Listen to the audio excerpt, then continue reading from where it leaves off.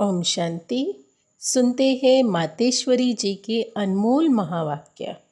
मम्मा ने ज्ञान को बहुत सुंदर तरीके से स्पष्टीकरण किए हैं 2 पॉइंट्स में। पहला है, यह अपना ईश्वरीय जन्म अपनी बुद्धि से नहीं निकलता। हाँ, न बुद्धि से निकला हुआ है, न कोई अपनी समझकर अथवा कल्पना है अर्थात संकल्प है, परंतु यह ज्ञान सारी सृष्टि का जो रचता है परमात्मा, उनके द्वारा सुना हुआ ज्ञान है और साथ साथ सुनकर अनुभव और विवेक में जो लाया जाता है वह प्रैक्टिकल आपको सुना रहे हैं। अगर आपने विवेक की बात होती तो फिर अपने पास चलती, परंतु यह तो परमात्मा द्वारा सुनी हुई विवेक से अनुभव में धारण करना होता है। जो बात धारण करते हैं वो ज़रूर जब विवेक और अनुभव में आता है तब अपनी मानी जाती है।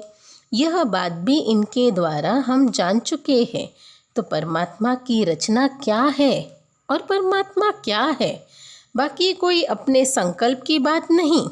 अगर होती तो अपने मन में उत्पन्न होता।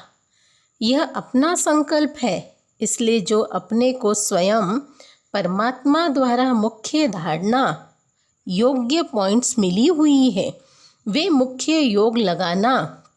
परंतु योग के पहले ज्ञान चाहिए। योग करने के लिए पहले ज्ञान क्यों कहते हैं? क्योंकि पहले सोचना, समझना और फिर बाद में योग लगाना, ऐसा कहा जाता है कि पहले समझ चाहिए, नहीं तो उल्टा कर्म चलेगा। इसलिए पहले ज्ञान भी ज़रूरी है। ज्ञान एक ऊंची स्टेज है जिसको जानने के लिए बुद्धि भी चाहिए, क्योंकि ऊंचे ते ऊंचा परमात्मा हमें पढ़ा रहे हैं, कोई साधारण नहीं। फिर दूसरे पॉइंट में मातेश्वरी जी ने कहा, यह ज्ञान ईश्वरीय ज्ञान ईश्वरीय ज्ञान एक तरफ तोड़ना, दूसरी तरफ जोड़ना, ये परमात्मा के संग जोड़ो। जिस शुद्ध संबंध से हमारे ज्ञान की सीढ़ी आगे बढ़ेगी, क्योंकि इसी समय परमात्मा कर्म बंधन वश हो गई है। कर्म बंधन वश हर आत्मा हो गई है। वह आदि में कर्म बंधन से रहित थे, बाद में कर्म बंधन में आत्माएं आई है। अब फिर से उन्हें अपना कर्म बंधन से छुड़ाना है।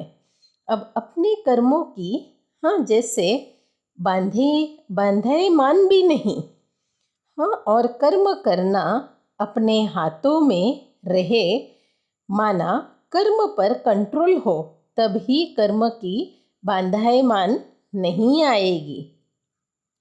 इसको ही जीवन मुक्ति कहते हैं, नहीं तो कर्म बंधन हो जाता है। चक्र में आने से सदा काल के लिए जीवन मुक्ति नहीं मिलती। अब तो आत्मा से पावर निकल गई ना, और उनके कंट्रोल बगैर कर्म हो नहीं सकता।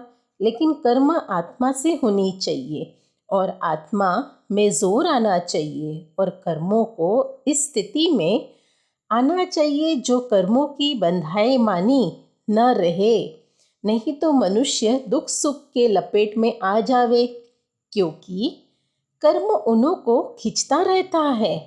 आत्मा की शक्ति उस पावर में आ जाती है कर्म के बंधन में।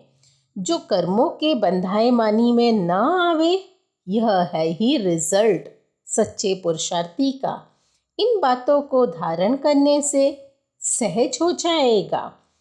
इस क्लास का मकसद यही है कि बाकी अपने को कोई वेद शास्त्र पढ़कर कोई डिग्री हासिल नहीं करनी है, बल्कि इस ईश्वरीय ज्ञान से अपने को अपनी जीवन बनानी है।